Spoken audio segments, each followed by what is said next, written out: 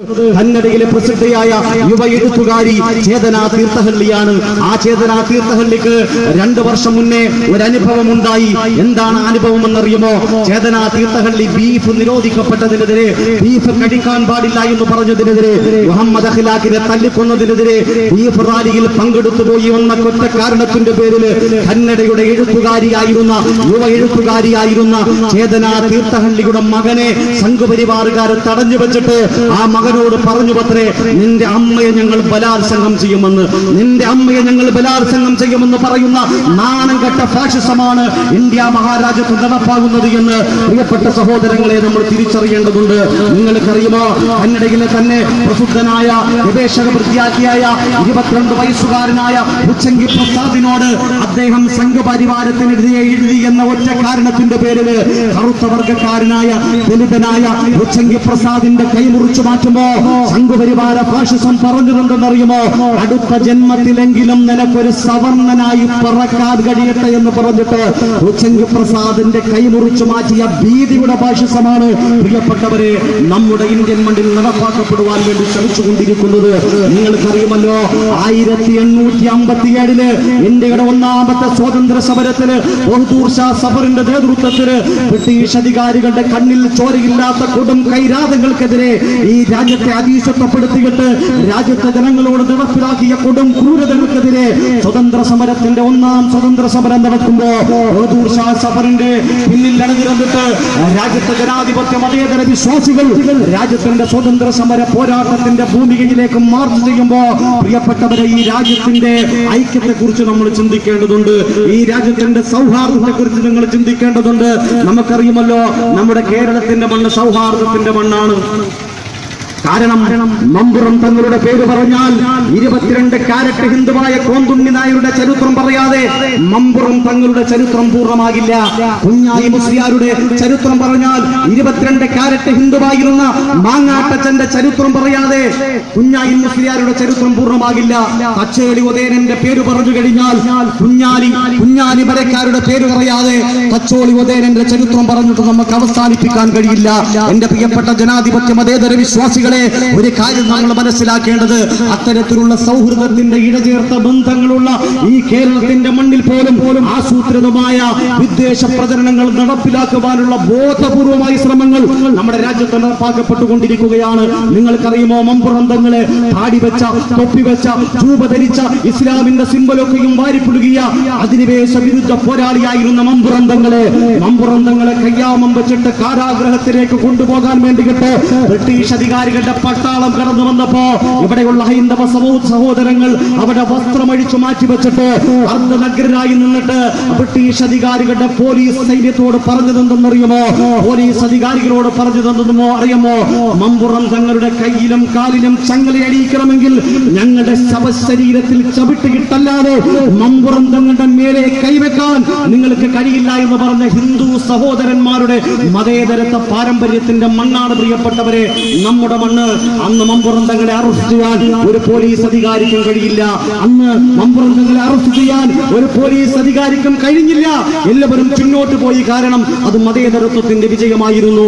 ശ്രീനാരായണ ഗുരുദേവന്റെ ഒരു ജാതി, ഒരു മതം, ഒരു ദൈവം, ഒരു യോനി, ഒരു ആകാരം, ഒരു വേദവും ഇല്ലതിലെന്ന് പഠിപ്പിച്ച സമാധാനത്തിന്റെ സമത്വത്തിന്റെ കേരള മണ്ണിൽ ചട്ടമ്പി സ്വാമിയുടെ, സഹോദരൻ അയ്യപ്പന്റെ, അയ്യങ്കാളിയുടെ, അങ്ങനെ എണ്ണിയാരുടങ്ങാത്ത തീരദേശാഭിമാനികളുടെ, വാര്യൻ കുന്നത്ത് കുഞ്ഞഹമ്മദ് ഹാജിയുടെ, ഉമറുൽ ഖാദിയുടെ, മമ്പുറം തങ്ങളുടെ, ഫസൽ പൂക്കോയ തങ്ങളുടെ, അങ്ങനെ ഒരുപാട് തീരദേശാഭിമാനികളുടെ ചോര വീണിട്ട് ഉറവ പിടിച്ച ഈ കേരളത്തിന്റെ മണ്ണിൽ പോലും വിദ്വേഷ പ്രചരണങ്ങൾ നടപ്പിലാക്കുവാനുള്ള ബോധപൂർവമായ ശ്രമങ്ങൾ പ്രിയപ്പെട്ടവരെ നടന്നുകൊണ്ടിരിക്കുകയാണ്.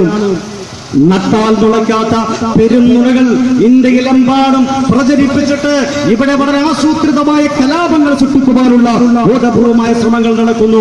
നിങ്ങൾക്കറിയുമോ, ശിവജിയെ കുറിച്ച് ഇവിടെയുള്ള RSSകാര്, ഇവിടെയുള്ള സംഘപരിവാറുകാര് അവരുടെ യുഗപുരുഷനായി പ്രഖ്യാപിക്കുന്ന, അവരുടെ ആദർശ നായകനായി പ്രഖ്യാപിക്കുന്ന ശിവജി ഉണ്ടല്ലോ, ആ ശിവജി ഒരു മുസ്ലിം വിരുദ്ധനായിരുന്നില്ല.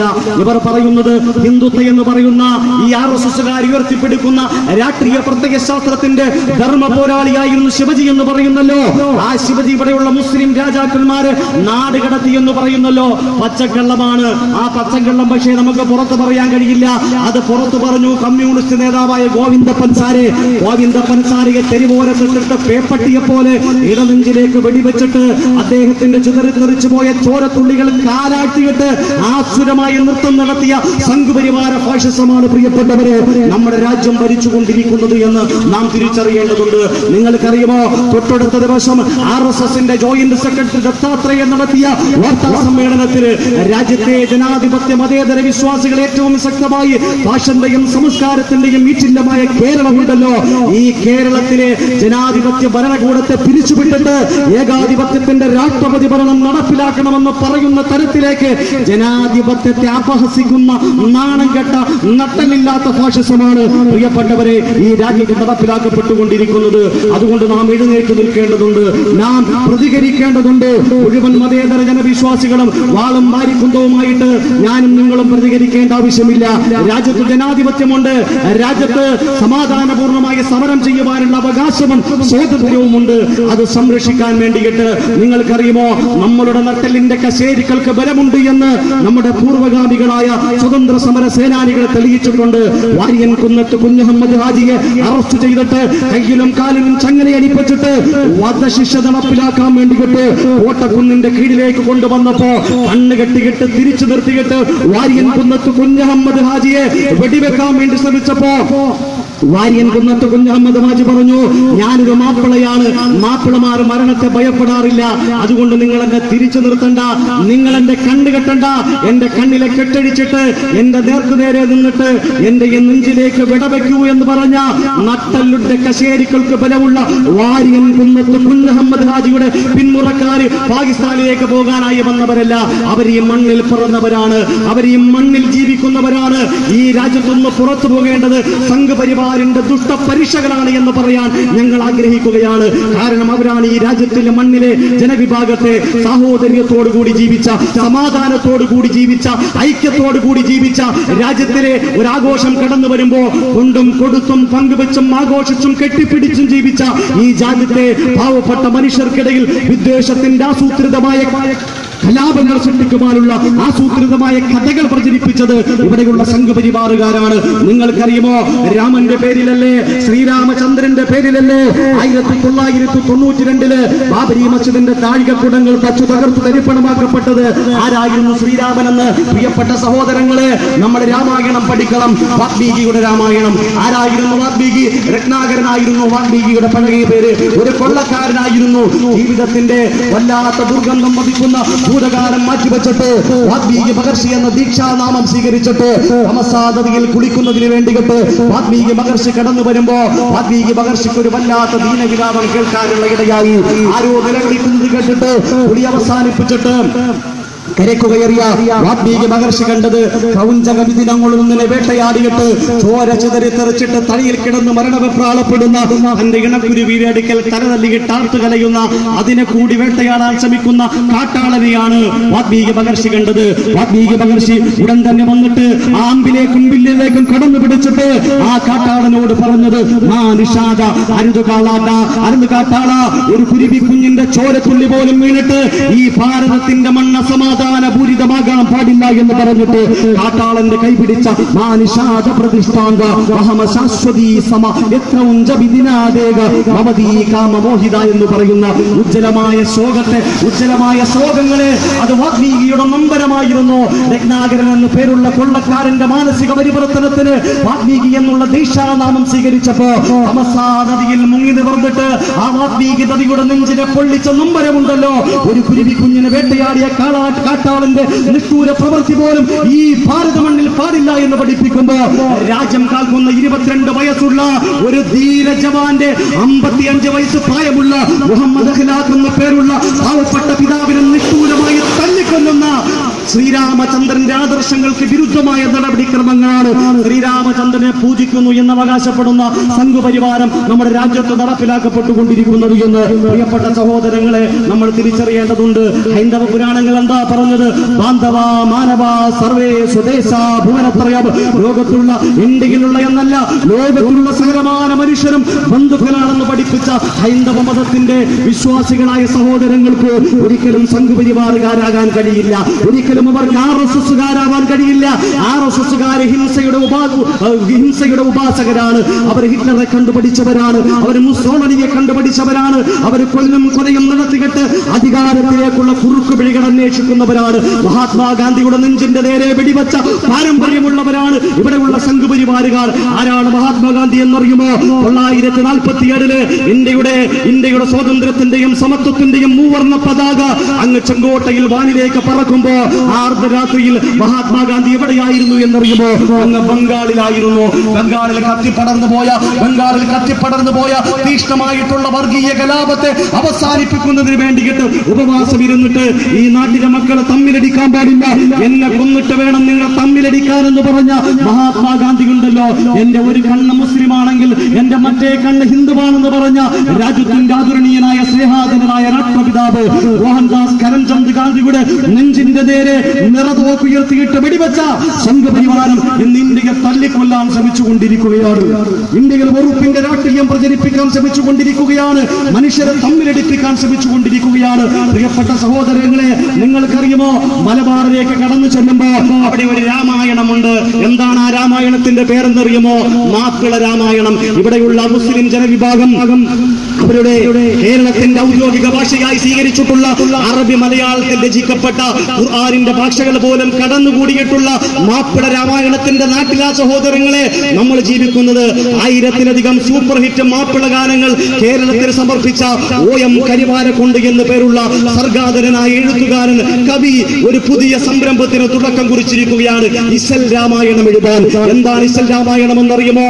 രാമായണത്തിന് മാപ്പിളപ്പാട്ടുകളാക്കി മാറ്റാനുള്ള അത്തരത്തിലുള്ള സൗഹൃദത്തിന്റെ മണ്ണിലാ പ്രിയപ്പെട്ടവര് നമ്മൾ ജീവിക്കുന്നത്. ആ സൗഹൃദത്തെ തകർക്കാനാണ്, ആ സൗഹൃദത്തെ ഇല്ലാതാക്കുവാനാണ് സംഘപരിവാര ഫാഷിസം വളരെ ബോധപൂർവമായ ശ്രമങ്ങൾ നടത്തിക്കൊണ്ടിരിക്കുന്നത്. അവർക്ക് അക്ഷരങ്ങളോട് വെറുപ്പാണ്. അതുകൊണ്ടാണ് പെരുമാൾ മുരുകനെതിരെ അവർ ഉറഞ്ഞു ചൊല്ലിയത്. ഏറ്റവും ഒടുവിലായി കാലിക്കറ്റ് സർവകലാശാലയിലെ ഡോക്ടർ M ബഷീർ എന്ന് പേരുള്ള കാലിക്കറ്റ് സർവകലാശാലയിലെ അധ്യാപകൻ രാമായണത്തെ കുറിച്ച് മാതൃഭൂമി ദിനപത്രത്തിൽ എഴുതിയ വരികളുടെ പേരിൽ അദ്ദേഹത്തിന് ഫോൺ പോലും ഓഫ് ചെയ്ത് വെക്കേണ്ടി വന്ന തരത്തില് ഇവിടത്തെ സംഘപരിവാറുകാർ ഇവിടെ ഉറഞ്ഞു തുള്ളിക്കൊണ്ടിരിക്കുകയാണ്.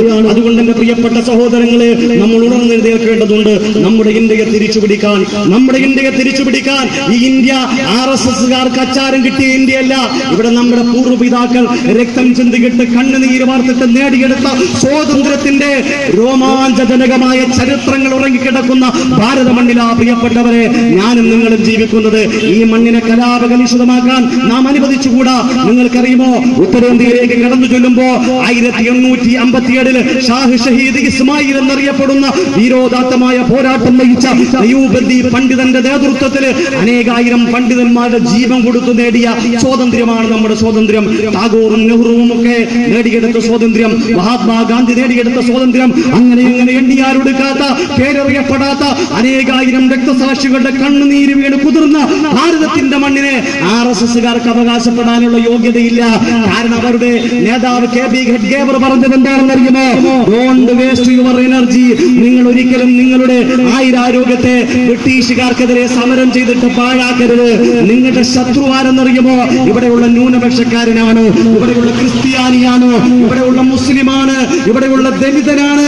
പ്രിയപ്പെട്ടവരെ, നമ്മൾ ഈ ഡോക്യുമെന്ററിയിൽ കണ്ടതുപോലെ ഉനയെന്ന് പറയുന്ന പ്രദേശത്ത് ചത്ത ഒരു പശുവിന്റെ തോലിരിച്ചു എന്ന് പറയുന്ന അറ്റപട്ടിക്കാരനായ അർദ്ധപട്ടിണിക്കാരനായ പ്രിയപ്പെട്ട സഹോദരങ്ങൾ, പിറന്നിട്ടുന്നവരേക്കും ഒരു ചെരുപ്പ് ധരിക്കാനുള്ള അവകാശമില്ലാത്ത, പിറന്നിട്ടുന്നവരേക്കും വയറ് നിറച്ചിട്ട് മാംസം കഴിച്ചിട്ടില്ലാത്ത ദലിത് യുവാക്കൾ ചത്തുപോയ ഒരു പശുവിന്റെ മാംസമെങ്കിലും കഴിക്കാമെന്ന് വിചാരിച്ചിട്ട് അതിന്റെ തൊലിയുരിച്ചതിന്റെ പേരിൽ അവരുടെ വസ്ത്രമടിച്ചു മാറ്റിയിട്ട് അർദ്ധനഗ്നമായ മുതുകിലേക്ക് ചമ്മട്ടി കൊണ്ട് പ്രഹരിച്ച ഭീതിയുടെ ഫാഷിസമാണ് പ്രിയപ്പെട്ടവരെ നമ്മുടെ രാജ്യത്ത് നിലനിൽക്കുന്നത് എന്ന് നമ്മൾ തിരിച്ചറിയേണ്ടതുണ്ട്. ഞാൻ കൂടുതലായി ദീർഘിപ്പിക്കുവാൻ ആഗ്രഹിക്കുന്നില്ല.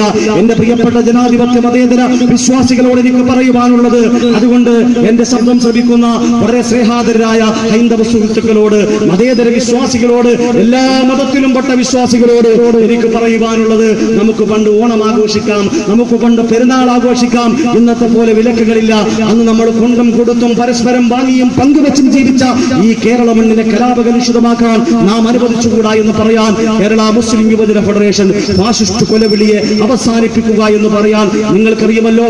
പെരുന്നാളിന്റെ തലേ ദിവസം പുത്തൻ വസ്ത്രവുമായിട്ട് നെഞ്ചോടടക്കി പിടിച്ചിട്ട് ഖുർആൻ ഹൃദയസ്ഥമാക്കിയിട്ട് പ്രിയപ്പെട്ട പൊന്നുമ്മ കൊടുത്തതായ ഉപഹാരം കൊണ്ട് പണം കൊണ്ട് തന്റെ പെരുന്നാളിന്റെ പുത്തൻ വസ്ത്രം വാങ്ങിയിട്ട് ഹരിയാനയിലെ അസോട്ടി സ്റ്റേഷനിലൂടെ കടന്നുപോയ ഹാഫിസ് ജുനൈദിനെ 27 തവണയാണ് ശരീരത്തിൽ കത്തിയാറ്റി ഇറക്കിയത്. കയ്യും കെട്ടി നോക്കി നിന്നവരാരും പ്രതികരിച്ചില്ല. അതുണ്ടാവാൻ പാടില്ല പ്രിയപ്പെട്ടവരെ. ആരെയാണ് രാജ്യത്തെ തല്ലിക്കൊന്നുകൊണ്ടിരിക്കുന്നത് എന്ന് നാം തിരിച്ചറിയേണ്ടതുണ്ട്. ഇവിടുത്തെ ന്യൂനപക്ഷത്തെ തല്ലിക്കൊല്ലുകയാണ്. പ്രധാനമന്ത്രിക്ക് മുണ്ടാട്ടമില്ല. നിങ്ങൾക്കറിയുമല്ലോ, രാജ്യത്തെ പ്രധാനമന്ത്രി കോർപ്പറേറ്റുകൾക്ക് കീഴടങ്ങിയിരിക്കുകയാണ്. പ്രധാനമന്ത്രി പലപ്പോഴും ഇന്ത്യ ഇങ്ങോട്ട് വന്നിട്ട് സന്ദർശിക്കുകയാണ്. അദ്ദേഹം ഇന്ത്യയിലില്ല. അദ്ദേഹം വിവിധ രാജ്യങ്ങളിൽ ഒരു കൊച്ചുകുട്ടിയുടെ ദുശാഠ്യത്തോടുകൂടി ഫ്ലൈറ്റിൽ അങ്ങനെ കറങ്ങി നടക്കുകയാണ്. കറങ്ങി നടക്കുമ്പോഴൊക്കെ അദ്ദേഹത്തിനോടൊപ്പം അദാനി എന്ന് പറയുന്ന ശതകോടീശ്വരനായ മനുഷ്യൻ കൂടെയുണ്ട്. കാരണം എന്തെന്നറിയുമോ? കോർപ്പറേറ്റുകളാണ് നമ്മുടെ രാജ്യത്തെ ഭരിച്ചുകൊണ്ടിരിക്കുന്നത്. പ്രിയപ്പെട്ട സഹോദരങ്ങളെ, നിരപരാധികളുടെ വേട്ടയാടുന്ന, സ്ത്രീകൾക്കെതിരെ വല്ലാത്ത വംശീയ അതിക്രമങ്ങൾ നടത്തുന്ന ഈ ഫാഷിസ്റ്റ് ദുർനടപടികൾക്കെതിരെ നിങ്ങൾക്കറിയുമോ, ലോറൻസ് ബ്രിട്ട് എന്ന് പേരുള്ള ഒരു സാമൂഹിക നിരീക്ഷകൻ ഫാഷിസത്തിന് 14 അടയാളങ്ങൾ ഫാഷിസത്തിനുണ്ട് എന്ന് പറഞ്ഞിട്ടുണ്ട്. ആ 14 അടയാളങ്ങളിൽ 13 അടയാളങ്ങളും ഇന്ത്യയിൽ പുലർന്നു കഴിഞ്ഞു. ഇനി സൈന്യവുമായി ബന്ധപ്പെട്ട ഒരടയാളം മാത്രമേ ഭാഗികമായി ഇന്ത്യയിൽ നടപ്പാക്കാനുള്ളൂ. അതുകൊണ്ട് പ്രിയപ്പെട്ടവരെ, ഫാഷിസം വന്നോ വന്നില്ലേ എന്നുള്ള ചർച്ചകളിൽ അഭിനമിക്കേണ്ട സമയമല്ല. ഫാഷിസം വന്നു കഴിഞ്ഞു, ഇന്ത്യയെ കീഴടക്കി കഴിഞ്ഞു. ഇനി നാം ഉണർന്നിരിക്കണം, നാം എഴുന്നേറ്റിരിക്കണം. ഈ രാജ്യത്തിന്റെ ഐക്യത്തിന് വേണ്ടി, ഈ രാജ്യത്തിന്റെ സമാധാനത്തിന് വേണ്ടി, നാനാത്വത്തിൽ ഏകത്വം എന്ന് പറയുന്ന ഉജ്ജ്വലമായ പൈതൃകത്തെ സംരക്ഷിക്കാൻ വേണ്ടി പ്രിയപ്പെട്ട സഹോദരങ്ങളെ നമ്മൾ ഉണർന്നിരിക്കേണ്ടതുണ്ട്. ജഗദീശ്വരനായ തമ്പുരാൻ അതിനുള്ള അവസരം നൽകട്ടെ എന്ന് പ്രാർത്ഥിച്ചുകൊണ്ട് ഞാൻ എന്റെ പ്രഭാഷണത്തെ അവസാനിപ്പിക്കുന്നതിന് മുമ്പ് പ്രിയപ്പെട്ട സഹോദരങ്ങളെ, നമുക്കറിയാം, നമ്മുടെ ഈ പനച്ചമൂട് പ്രവിശ്യയിലെ എന്റെ പ്രിയപ്പെട്ട ജനാധിപത്യ വിശ്വാസികളോട് പള്ളിയിൽ നിന്ന് നമസ്കാരം